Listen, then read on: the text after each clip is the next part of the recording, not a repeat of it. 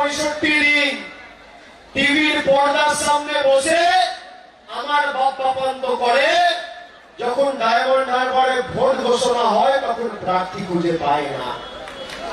আমি তো প্রার্থী দিতে বারণ করিনি। 16 মার্চ নির্বাচন ঘোষণা হয়েছে, আর বিজেপি প্রার্থী ঘোষণা করেছে 16 এপ্রিল। 1 মাস লেগেছে প্রার্থী চিহ্নিত করতে, প্রার্থী বাঁচতে।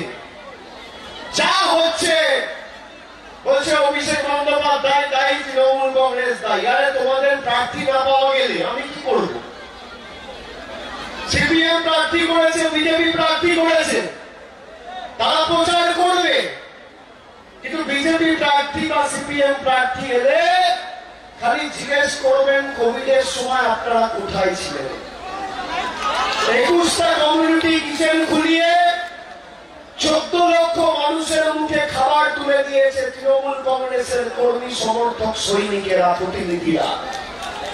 একটা লোক অপরিকল্পিত লকডাউন ঘোষণা করার পর সারা দেশের মানুষ যখন হয়রানির শিকার, আমার ডায়মন্ড হারবারে একটা মা বোনকে আমি অভুক্ত শুতে দিই না। কোভিডের দ্বিতীয় ঢেউয়ে পজিটিভিটি রেট যখন 22%, একদিনে 50,000 টেস্ট করিয়ে আমরা 2%-এ পজিটিভিটি রেট নামিয়ে দৃষ্টান্ত স্থাপন করেছিলাম। সেই থেকে শুরু হয়েছে ডায়মন্ড হারবার মডেল। আপনি বিজেপির প্রার্থী, সিপিএম এর প্রার্থীকে জিজ্ঞেস করবেন আমফান ঘূর্ণিঝড় যখন হয়েছিল কোথায় ছিলে বাবা? আমি যখন বলেছিলাম আমার বয়োজ্যেষ্ঠ পরিবারের সদস্যদের জন্য ডায়মন্ড হারবারে আমি শ্রদ্ধার্ঘ ঘোষণা করেছিলাম, তখন ব্যঙ্গ বিদ্রুপ করেছিল বিজেপি।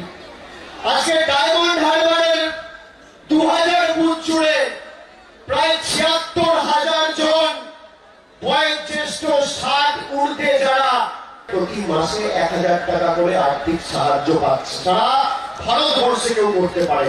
বিজেপির নেতা, সিপিএম এর নেতা, অন্যান্য দলের নেতারা গিয়ে বলছে অভিষেককে ডায়মন্ড হারবারে হারাতে হবে। অভিষেককে হারানোর আগে অভিষেক কি করেছে জানতে হবে।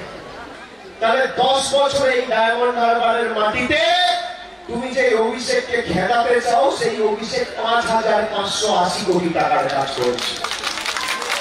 10 বছরে 5,580 কোটি টাকার কাজ।